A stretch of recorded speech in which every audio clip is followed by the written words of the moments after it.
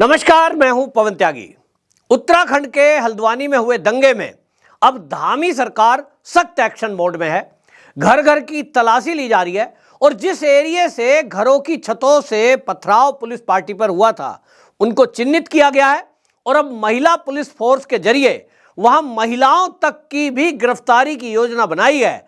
लेकिन अब जो खुलासा हुआ है, यह पता लगा है इंटेलिजेंस के द्वारा कि वहां जो दंगाई थे वो दंगे की रात ही फरार हो गए। वहां कई लोगों को टेम्पू और निजी वाहनों से जाते हुए देखा गया, यहां तक कि उन्होंने 10 किलोमीटर तक पैदल चलकर, यानी किसी को शक ना हो, पुलिस रास्तों पर तैनात थी और गाड़ियों की चेकिंग की जा रही थी। तो ऐसे में वो पगडंडियों के सहारे 10 किलोमीटर चलकर वहां वो पहुंचे हैं एक छोटे स्टेशन पर और वहां जाकर उन्होंने ट्रेन पकड़ी है लालकुआ रेलवे स्टेशन से। यह बताया है इंटेलिजेंस ने कि जो वहां का मेन रेलवे स्टेशन है हल्द्वानी का, वहां वो नहीं पहुंचे क्योंकि उनको उम्मीद थी कि रास्तों में चेकिंग हो रही है और रेलवे स्टेशन पर भी प्रशासन नजर बनाए हुए था। पुलिस सिविल वर्दी में निगरानी कर रही थी और ये सारी चीजें इन दंगाइयों को पता थी और इसीलिए ये लालकुआ रेलवे स्टेशन पहुंचे, जो कि एक छोटा सा हाल्ट है। वहां से ट्रेन पकड़ी और ये फरार हो गए। ये पता लग रहा है कि आसपास के कई राज्यों में जाकर के इन्होंने शरण ली है, जैसा कि पिछले दिनों आपको पता ही था कि मास्टरमाइंड को दिल्ली से गिरफ्तार किया गया है। यानी ट्रेन के रास्ते, निजी वाहनों से, यहां तक कि मोटरसाइकिल से और अपनी कारों से जो दंगाई थे वो फरार हो गए। लगभग 300 घरों पर वहां ताला लटका है। अड़ोस पड़ोस से पुलिस पता कर रही है तो कोई बताने को तैयार नहीं है। इसका मतलब एक रणनीति बनाई गई थी और आपको मैं बता रहा था पहले भी, जिस तरह से अभी दिल्ली में दंगा हुआ, जिस तरह से नूह में हिंसा हुई, ये सभी दंगों में अब एक प्लान कर दिया जाता है कि पहले हिंसा के लिए महिला बच्चे आगे करके पुलिस पार्टी पर पथराव, उनके ऊपर हमला, फिर आगाजनी, पेट्रोल बम, यहां तक कि गोली भी चलाई जाती है। और दंगे के तत्काल बाद जब तक पुलिस मोर्चा संभाले ये वहां से फरार हो जाते हैं, क्योंकि पुलिस के पास सीसीटीवी फुटेज है, उससे वो जांच करती है। लेकिन जांच किसकी करेगी? घर में जाके तलाशी रहेगी, वहां वो बंदा है ही नहीं तो फोटो का मिलान होगा तो किससे होगा? और इसीलिए ये दंगा करने के बाद फरार हो जाते हैं। हल्द्वानी में भी यही हुआ है। जो दंगे में इन्वॉल्व थे, अभी तक आप सोच लीजिए 5000 अज्ञात लोगों पर एफआईआर की गई है, लेकिन गिरफ्तारी कितनी हुई है? लगभग 50 से 60 गिरफ्तारी हुई है। तो 5000 दंगाई आखिरकार गए कहां? यही विक्टिम कार्ड खेला जा रहा है। महिलाएं हैं, बच्चे हैं, उनको पुलिस कैसे गिरफ्तार करे? वो कहेंगे साहब हम तो थे ही नहीं, बुर्के पहने हुए हैं, मुंह ढका हुआ है, कोई आइडेंटिफाई कर नहीं सकता। कर भी देगा तो कोर्ट में चैलेंज किया जाएगा और कहेंगे साहब देखिए इन्होंने किस बिना पर गिरफ्तार किया है, किस सीसीटीवी फुटेज की बात की जा रही है। और इसी का फायदा उठाकर हमेशा ये होता है, दंगाइयों को आप देखेंगे सीसीटीवी फुटेज में भी देखा जा रहा है, मुंह पे रुमाल बांधे हुए हैं, कपड़े बांधे हुए हैं और अपने आप को ढक के रखते हैं, क्योंकि इनको अच्छे से पता है कि पुलिस पार्टी के पास कैमरे हो सकते हैं और उससे इनकी रिकॉर्डिंग के बाद इनको पकड़ा जा सकता है। अब इसका इलाज क्या है? सब लोग ये कह रहे हैं कि अब इसका एक ही तरीका है कि जो भी घरों से, छतों से पत्थर आए, दिल्ली में भी ये होना था, लेकिन आप देखें कि उसके बाद तत्काल कुछ लोग कोर्ट पहुंच गए और सुप्रीम कोर्ट ने तत्काल बुलडोजर कार्रवाई को रोक दिया। यह पूरी एक टीम काम करती है।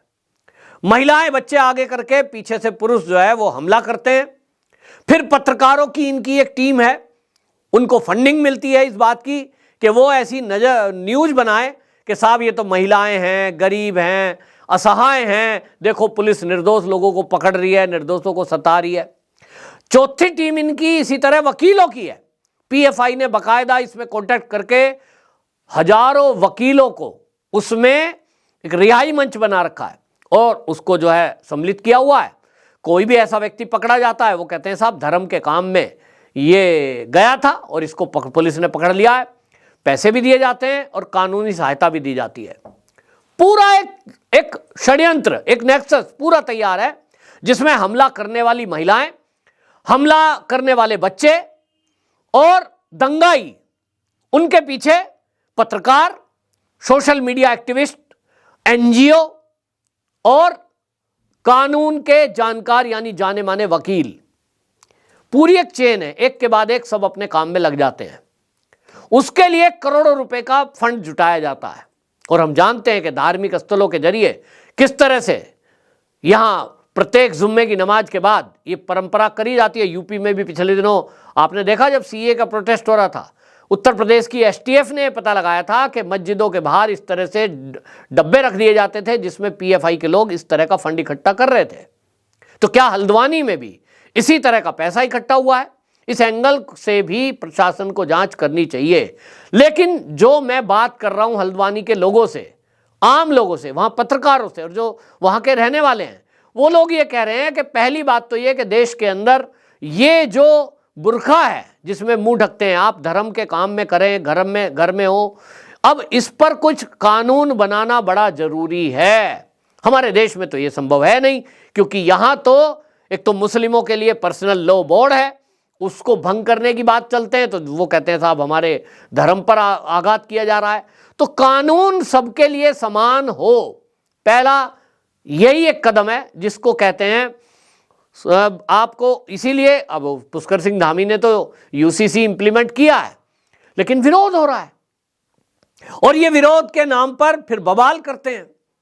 अब इसका विचार तो करना पड़ेगा, क्योंकि देश के किसी भी शहर में आप देखेंगे ये दंगा करते हैं, उसके बाद विक्टिम कार्ड खेलते हैं और फिर पीछे से इनको मीडिया कवरेज मिलता है।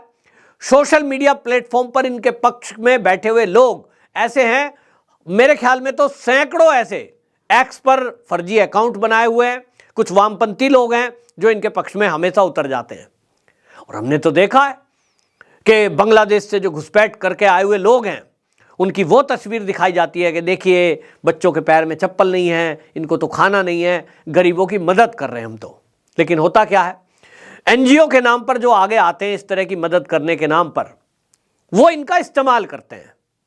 बच्चों को कुछ कपड़े दे दिए, कुछ पैसा दे दिया, कुछ खाने को दे दिया और उसके बाद ये उनसे काम कराते हैं। मैं एक चैनल पे, मेरी पत्रकार हैं, जानता हूं मैं उनको, और बड़ी फेमस पत्रकार है, नाम ने मैं नहीं बताऊंगा, वो उस दंगे के क्षेत्र में जहां बांग्लादेशी घुसपैठिए हल्द्वानी में आसपास रहते हैं, उस क्षेत्र में वो पत्रकारिता वो वहां जांच के लिए गई, तो छोटे छोटे बच्चे 12 साल 13 साल वो ऐसा बोल रहे हैं जैसे कोई बड़ा व्यक्ति बोलता है। हमारा तो कोई दोष ही नहीं है, हमारी तो हैसियत ही क्या है कि हम पुलिस पे हमला कर दें, हम तो गरीब आदमी हैं, हम तो यहाँ झुग्गी में अपना गुजारा चला रहे हैं। मतलब अगर 10 बच्चों से पूछा है उस पत्रकार ने तो 10 का एक ही जवाब आया है। जैसा आपने टूल किट के समय में देखा ना कि एक्स पर एक व्यक्ति की पोस्ट, उसी की कॉपी पेस्ट सबने कर दी, ये पता चला था। ठीक उसी तरह, यानी कोई उन बच्चों को ट्रेंड कर रहा है, ट्रेनिंग दे रहा है कि अगर मीडिया वाले आए या पुलिस प्रशासन आए तो आपको क्या बोलना है। हर बच्चा एक ही लाइन बोल रहा है, हर महिला एक ही लाइन बोल रही है, ये कैसे हो सकता है? तो ये इसका मतलब पहले उनको ट्रेनिंग दे दी गई है कि पहले हमला होगा, उसके बाद जब पुलिस की कार्रवाई होगी तो आपको वहां से बचने के लिए किस तरह की बयानबाजी करनी है ताकि हम आपको बेचारा और निर्दोष सिद्ध कर सकें। हालांकि जो वहां की पुलिस है उत्तराखंड की, उसका सर्च ऑपरेशन चल रहा है और केंद्रीय सुरक्षा बलों की टुकड़ियां मंगाई गई है, हर घर की तलाशी ली जा रही है। जहां भी ऐसा कोई व्यक्ति दिखाई देता है जो सीसीटीवी फुटेज में कहीं होगा या जिससे उम्मीद है कि वो दंगे में शामिल हो सकता है, उसको पुलिस पकड़ती है। मालिक का बगीचा, इंदिरा नगर, छोटी लाइन, बड़ी लाइन, वनभूलपुरा और इसके अलावा आसपास के क्षेत्र में तलाशी अभियान जोरों पे चल रहा है। इसी बीच मैं आपको बता रहा हूं कि ये जो गिरफ्तारियां हो रही हैं ये बहुत कम है, लेकिन उत्तराखंड की जनता ने अब ये तय कर लिया है और पुष्कर सिंह धामी ने भी पूरी घोषणा कर दी है कि एक भी दंगाई को छोड़ा नहीं जाएगा। उत्तराखंड की धरती पर अब अतिक्रमण नहीं चलेगा और इस तरह से घुसपैठिए उनके लिए, दंगाइयों के लिए इस देवभूमि उत्तराखंड में कोई स्थान नहीं है। यह आपको बता दें, जो घोषणा हुई है इसके बाद कार्रवाई भी हुई है। अभी तक 7 ऐसे लोग पकड़े गए जिनके घरों में तमंचे और गोली मिली है। ऐसे लोगों की भी गिरफ्तारी कर ली गई है जो कहा जा रहा है कि थाने पे जो हमला हुआ था उसमें कुछ कारतूस लूट लिए गए थे, तो थाने से लूटे हुए 99 कारतूस दंगाइयों से बरामद हुए हैं। और इसमें जो गिरफ्तारी हुई है, अभी उनके बिना पर बाकी लोगों की खोज खबर के लिए उत्तराखंड की पुलिस कई राज्यों में लगातार छापेमारी कर रही है। अभी पूरी डिटेल नहीं बताई गई है। वहां के डीजीपी का कहना है कि इस मामले में अभी जल्द ही हम पूरा खुलासा करेंगे, लेकिन यह तो तय हो गया कि एक सोची समझी रणनीति के तहत यह षड्यंत्र बनाया गया था जमीन माफियाओं के जरिए, और यह पुलिस प्रशासन पर हमला करना कहीं ना कहीं उत्तराखंड की जो धामी सरकार यूसीसी बिल पास किया उसके कारण, जो मजारों पर बुलडोजर कार्रवाई हुई उसके कारण, और उत्तराखंड की सरकार जिस तरह काम कर रही है उसके कारण यह बौखलाहट है कांग्रेस के अंदर। और कांग्रेस ऐसे लोगों को आगे करके उकसाऊपूर्ण कार्रवाई करके माहौल खराब करना चाहती है, जिस पर धामी ने बड़ी सख्ती से काम लिया है और इसके कारण दंगाई घरों से फरार हैं। लेकिन पुलिस का कहना है कि हम भारत के किसी भी कोने में वो छुप जाएं, आज नहीं तो कल उनको पकड़कर जेल की सलाखों के पीछे डालकर ही दम लेंगे। देखना होगा कितने दिन बाद ये दंगाई गिरफ्तार होते हैं, लेकिन इतना तो तय है कि पुष्कर सिंह धामी ने जो ठाना है कि अब वो इस हल्द्वानी को क्लीन करके ही दम लेंगे, दंगाइयों से और अतिक्रमण करने वालों से। आपकी क्या राय है कमेंट बॉक्स में जरूर बताएं।